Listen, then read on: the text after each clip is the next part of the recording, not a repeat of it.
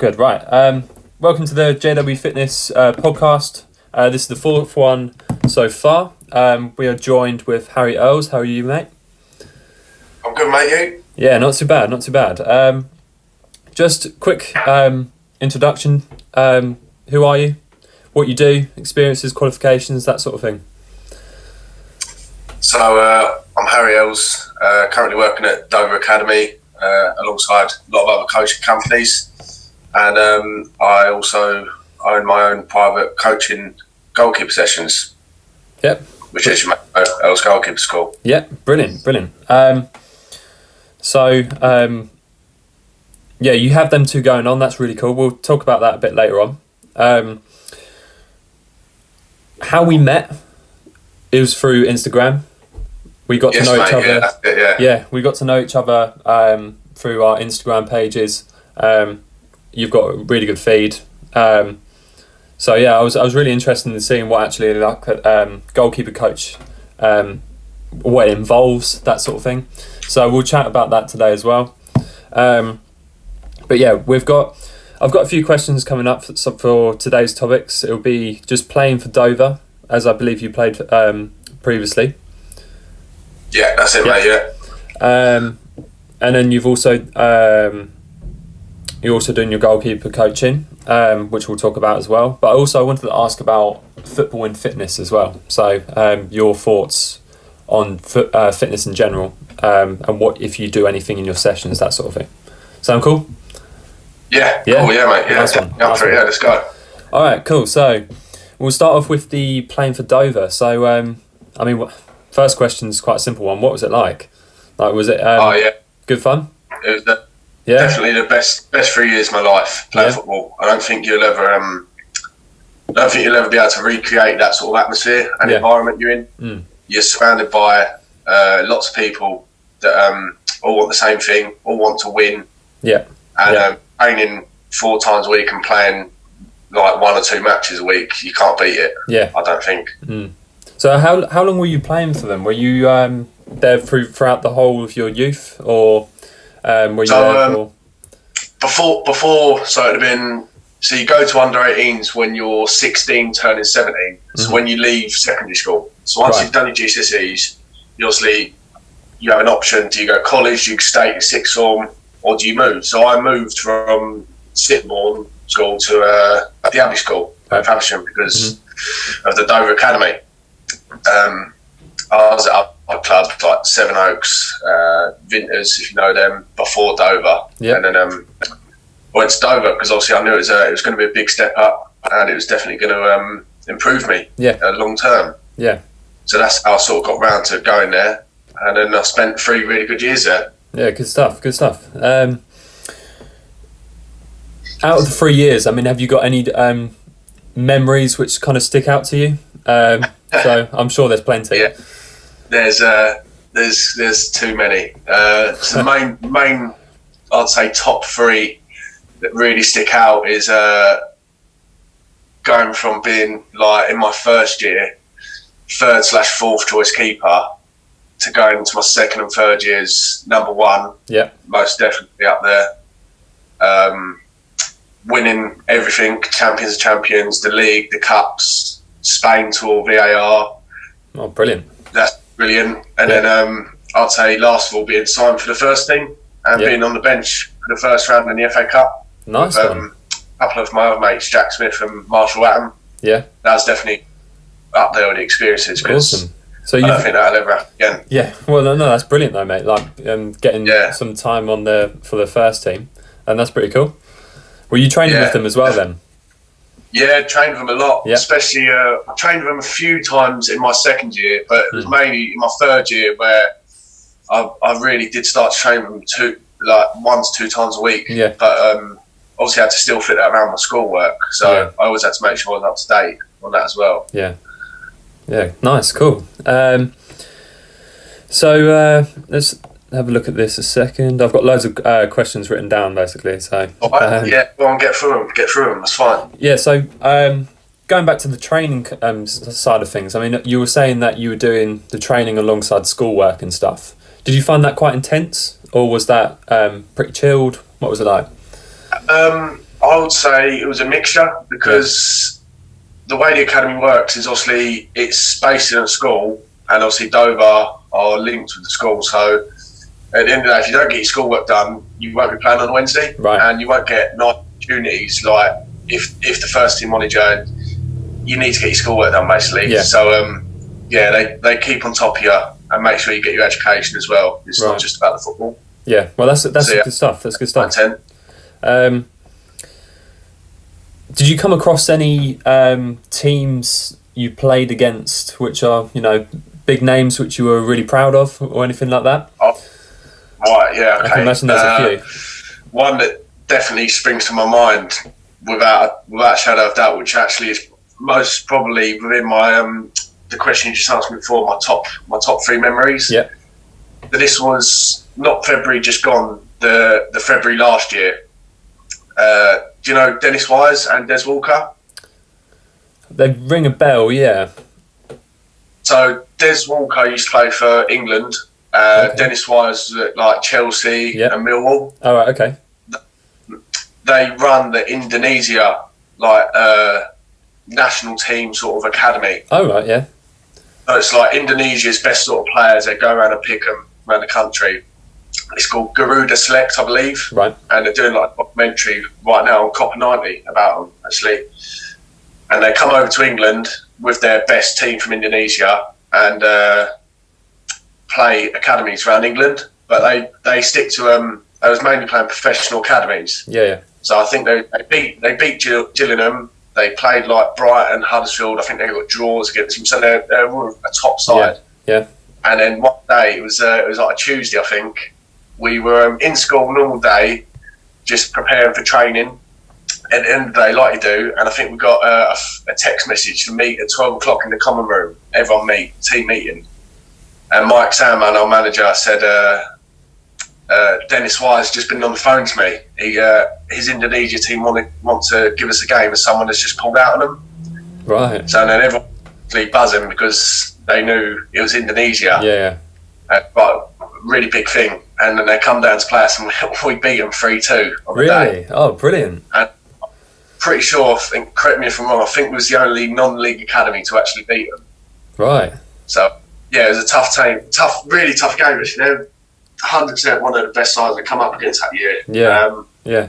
But yeah, we were really good. We didn't lose a game that year, and I think, to be fair, on the day we just sort of like a football phrase, sort of non-leagued them a little bit, just sort of bullied them. Right. Yeah. Still, that's brilliant. That's brilliant, mate. Yeah, that's definitely up there, definitely. Yeah. So you say that's one of the things which stands out the most, then? Yeah, definitely. Yeah. Cool. Nice one. All right. So we'll go on to the next topic. Just talking about your goalkeeper coaching. So, like you said, you're currently working with Dover at the moment. Yes. But you also have your business alongside it. Yeah. So, how long have you been doing goalkeeper coaching? So, do you know what? I actually started coaching goalkeepers when I was about 15 down at Sevenoaks. Yeah. It was just the first team goalkeeper coach liked me and was getting me involved, and helped me sort of get involved in coaching. Really, that's where it all started. Yeah. Coaching like the younger generation, like 8, 9, 10-year-olds. Yeah. And then it went on from there. And then I joined Just for Keepers a few years ago. Started doing quite a bit with them, and then at the end of my 3 years with Dover, they then employed me as the goalkeeper coach, and I just went on from there, really. Yeah, cool, nice one. So, what would you say? Obviously, being a goalkeeper yourself, even, what would you say made you become a goalkeeper coach? Would you say it's because you've had that experience as a goalkeeper, or did you just want to? Yeah, a little bit of a mixture, really. It's always something I wanted to do. Yeah. I mean, when I was at Dover, we didn't really have a goalkeeper coach for a few years. So when we was left to our own devices and sort of went away, I always ended up doing a little bit anyway. And then you just start to come up with new ideas, and you start thinking, oh, do you know what, I actually quite enjoy this, but as well as playing. And I think you learn new things from both parts of it. Yeah. So I think you actually it's a bit of an eye opener. Definitely being a coach now and seeing what other keepers are doing, and it's definitely a bit of an eye opener being a player and see what other coaches are doing. Yeah. So it's nice to see both sort of outlooks of both sides, really. Yeah, definitely. I mean, I know it's a little bit different, but when I'm coaching, I absolutely love it, just because you're kind of able to use your knowledge and your experiences and then put them into practice with your clients and stuff. And I think that's the best feeling. Yeah. Best feeling. So yeah, so I kind of want you to, if you can, kind of expand on your goalkeeper coaching. What would you say is your standard? I mean, you don't need to go into too much detail, but what is your standard kind of session with a client? So usually I always like to ask them what they want to do. Mm-hmm. As it's their session, any week, like usual, like any weaknesses, anything you work on, you're not too sure on. So if they say no, I then just fit up a standard mixed session. Usually start off with good hands and quick feet SAQ warm up, get them into the goals nice early, and just try and make my sort of judgment of what they are capable of and what they're not capable of. Yep. But most importantly, every session I just like to keep short and sharp and high intense. Yep. Because I feel as though I get a little bit more out of that than doing, longer reps and sets and getting less out of it. I'd rather keep it short and sharp. Yeah. No, definitely. It sounds quite similar to kind of PT actually. When you first come across a client, you have to kind of suss them out. So you have to kind of see where they're at and go from there basically. So it sounds very similar. Your kind of build up. Yeah, definitely. Yeah. Okay. So so in your kind of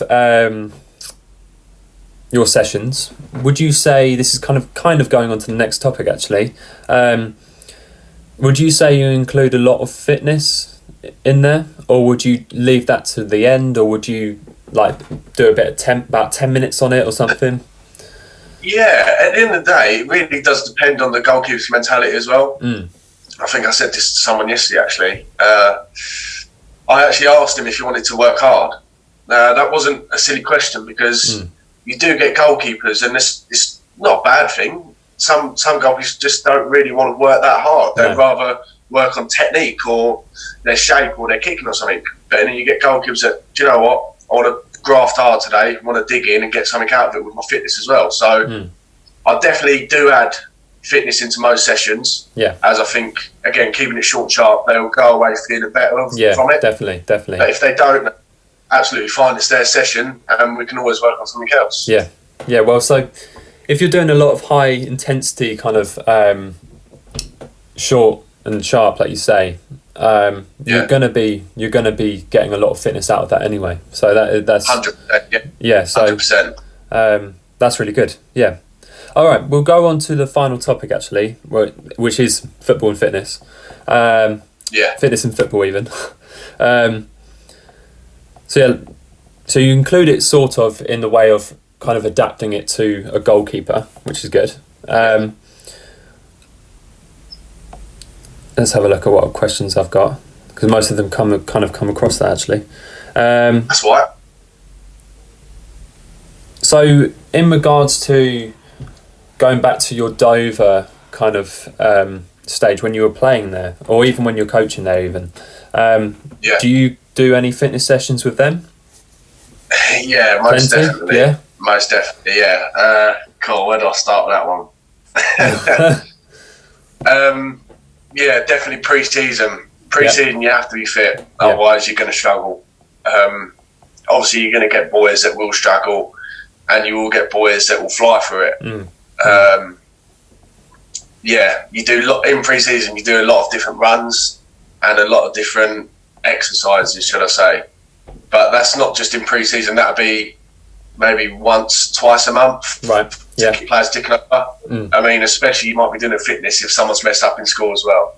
Right. Okay. So on the days you might be turning up thinking you're playing a nice little game, and then they'll have a little run. So it's almost a bit of a punishment then. 100%. Yeah. If someone's messed up, the team gets punished. Right. That's like it over. It's not a bunch of individuals. You're a team. You're together, and I think that's why we were so successful last year. Yeah. Okay. Cool. So, with your coaching side now with Dover, do you have any input when it comes to like the fitness side of the football sessions? So do you like help out coaching that for the goalkeepers, or do you actually get involved with the squads? Like, what do you do?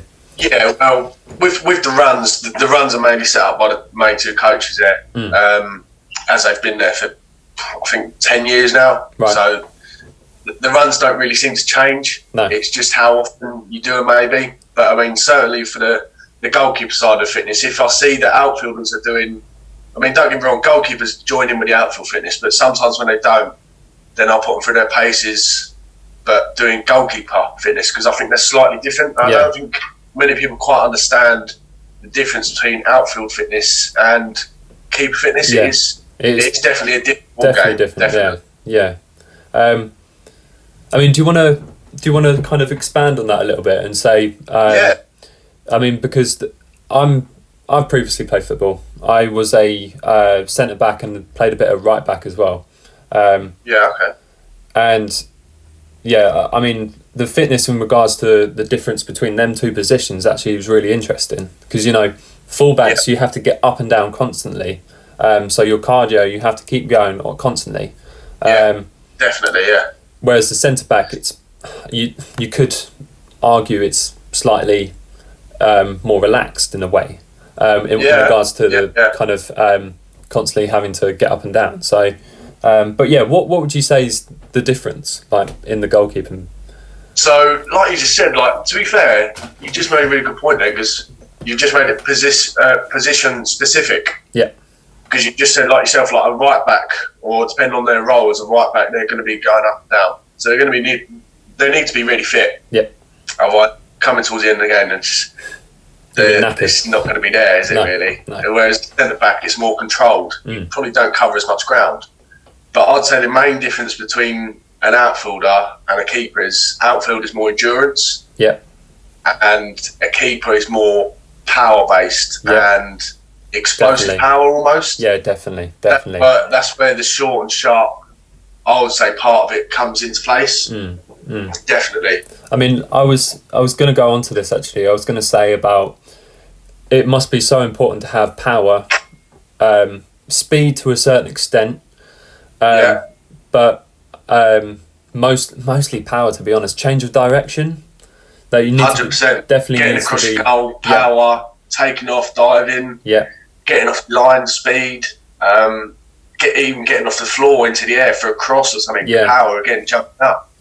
It really does all link together. And then that's where you've got to have that balance between go on as a keeper, go and do that run with the outfielders, and then also go and do your fitness, because is that run going to help you as much as the goalkeeper should help you? Exactly. Yeah, definitely. I mean, in regards to goalkeeping, I mean, I've never played myself in goal. I'd be rubbish if I did, I reckon. But I can imagine that there's so much power involved in regards to jumping up and reaching for the ball or diving or anything like that. Definitely. It's definitely important. Yeah. Okay, let's just have a look.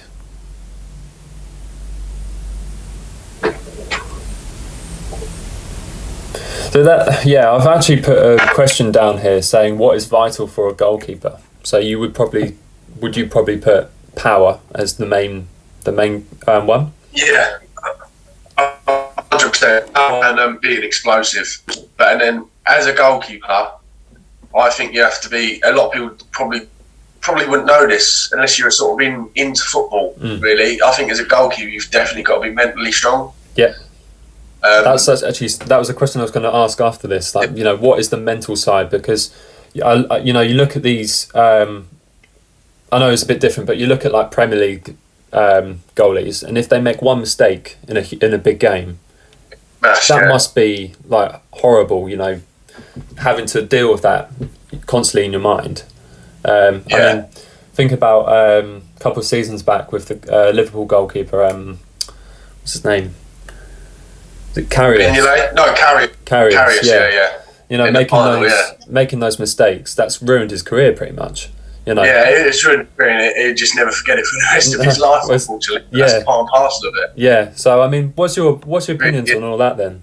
You know, just kind of having if you ever had a stage like that, how would you deal with it? That sort of thing. I'd say I've gone about it two ways. Cool, let's think of a few mistakes I've made. I would say one of the biggest mistakes I've actually made, and I probably didn't pay for it actually, was in the competition last year called Champions of Champions, which we actually ended up going on to win. Yeah. I think it was the first goal. So it was in the quarter final. And this is like a really big competition. Like, do you know what? Like, if we lose, like, this is going to be our last game for Dover, sort of thing. Yeah. Right. So that was like sort of stakes. It was. And we all sort of had that mentality, like, do you know, we don't lose because we're not going to make it our last game. Yeah. And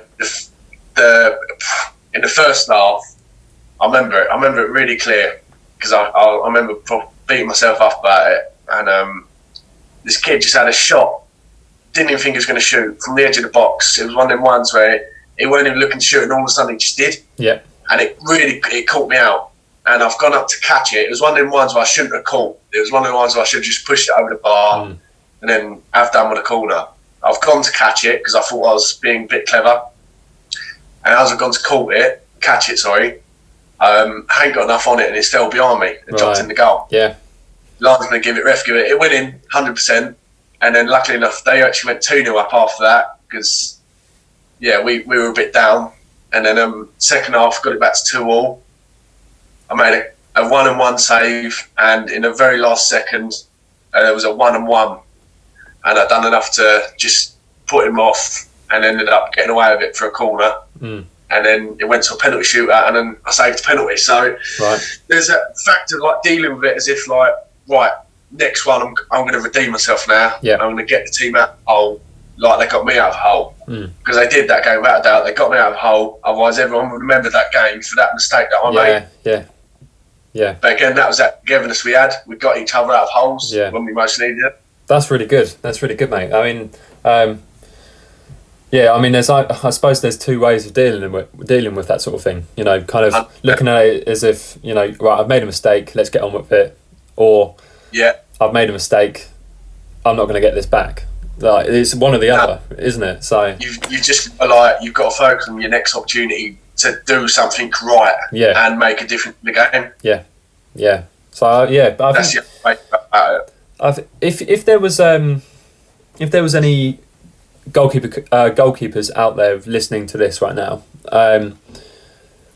and they've been struggling mentally, what advice would you give them? What would you say to them and be like, right, okay, let's pick you up. You're going to be all right. Yeah, I would say you've got to be thinking about the next moment because you can't change the past. The mistake is done. You've just got to. I personally think when you have players that make mistakes and they don't hold their hands up to it, that makes it a lot worse for them. Yeah. Whereas if I made a mistake and I knew it was my fault, I'd go, right, do you know what? Sorry, boys, made a mistake there. We'll just get on with it. Yeah. Crack on with the next job. I think that's the right way to go about it. Yeah, definitely. If you're standing there picking yourself up and you're concentrating more on the mistake than the actual next bit, there's more of a likelihood that another one's going to down in the back of your net. Yeah, definitely. I mean, like, to be fair, I would say that kind of counts for anyone on the pitch, really. Like, if there was someone who made a mistake. If someone made a mistake, then, you know, just try and pick yourself back up and focus on. You know, we have a saying at Dover: if you make a mistake, that's fine. It's your reaction and the next job. So if you make a mistake, that's fine. Next job. So if you lose the ball, next job, go and win it back. It's that sort of mentality. We'd rather you make a mistake and go and try and win the ball back than make a mistake and throw your arms up in the air. That's it's no good. Yeah, definitely. All right, cool. So that actually comes to the end of the podcast. Thank you for coming on. that was a really good chat. It was quite interesting just to hear about kind of goalkeepers in general, and especially the mental side of things. Actually, So yeah, I'll shout out all your social media. So Instagram, you'll have to remind me what your thing That's is. all right. It's quite long. It's quite long, I noticed. So Facebook, Instagram, and Twitter, it's all the same. So just Earls Goalkeeper School, space in between. And I think I'm on TikTok as well, actually, Earls Goalkeeper School. So cool. That's it. Cool. Brilliant. Awesome. So next week, next podcast even, which will be on Sunday, I've got Ricky Heavens coming on. We'll be talking about life as a professional boxer. We'll be talking about life as a PT and also talking about the championship and football in general. So that could be an interesting one. Anyway, but yeah, thank you very much for coming on. That was really cool. And we'll finish there. Nice one.